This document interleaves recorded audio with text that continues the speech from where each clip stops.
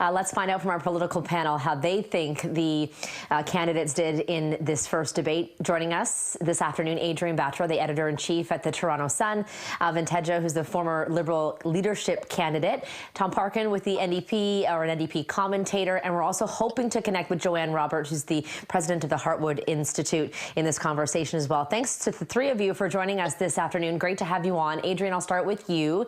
Was there a clear winner in this debate? That always seems like the go-to question when these things wrap up. The format was the clear winner in this debate, actually. I think that normally when you have us on a post-debate analysis, it's one of those sorts of conversations where nothing of substance is really discussed because they're just getting in jabs, which happened in this instance. But because the format was such as it was laid out, there was an actual opportunity for all four of the party leaders to put forward what they believe is the best for the future of Ontario. So I think that was very beneficial.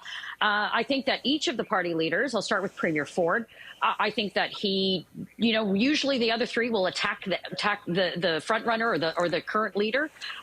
He was able to deflect much of that. So from that perspective, they would look at that as this conversation as a success. Mike Schreiner is always very effective. He's very thoughtful. Andrea Horvath has, been doing this for some time. Her ability to debate is very proven in these sorts of types of conversations. And for Mr. Del Duca, well, he's, reintroducing himself to Ontarians. So from all, I mean, that there was no obvious front runner, but from Premier Ford's perspective, I think his team's perspective, the fact that he was able to hold out and hold his own and get some of his messaging across was a success.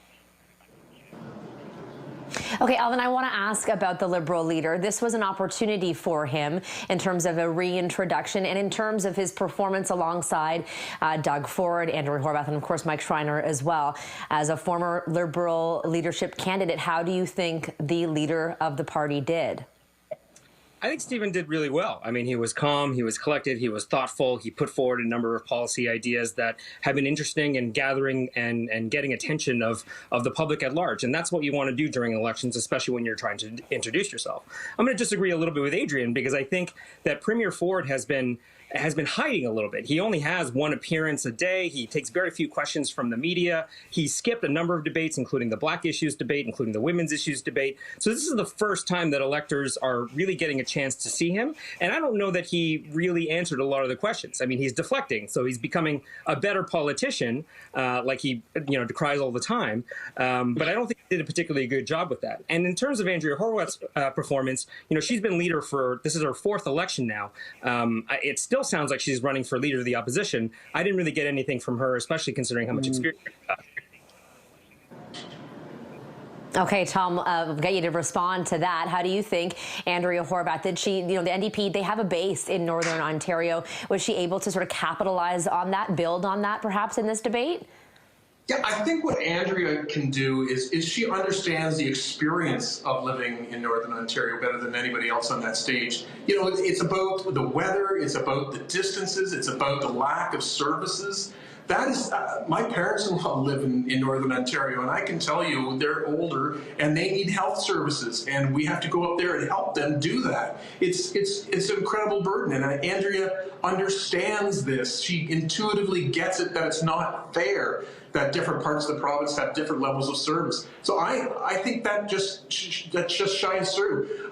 As for who won the debate, I mean, I don't know. I think we'll leave that for others. But I think she got off the best line of the day when she pointed out that, Mr. Del Duca, he goes on and on about how, we shouldn't be looking in the rearview mirror and checking out the Liberal record for back and win and the gas plants and his $100 million GO Transit fiasco. And he doesn't want us to look in the rearview mirror because he doesn't want us to see the wreck that's back there. I thought that was a pretty clever line, and she got it off, and it just speaks to the point that the other two on the stage really, well, they were kind of trying to both pretend that they'd never been the leaders of this province, so that, what kind of wasn't me, it was somebody else, and we're going to get that done this time. And Andrea kind of, I think, blew through that. It's like, let's start being accountable and getting this, stop making excuses, fix what's been broken, and she's the one to do that.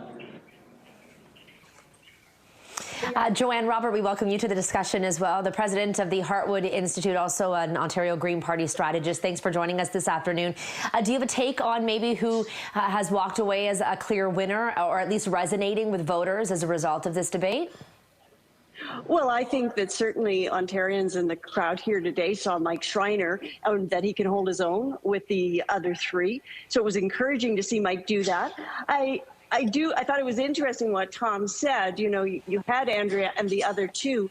I think what came out of this, and I know this sounds like, you know, I'm just tooting his horn, but Mike really provided the alternative to the other two, even more so than Andrea. Although I got to say, her best moment was when, you know, really, Doug Ford was bullying her. She turned around on him and basically put the buddy line back to him. And to be honest, that was a shining moment for her. But I thought she was a little slow. For someone who has done this so many times, her beginnings were a bit plodding, and she didn't get to her point as quickly as she could have.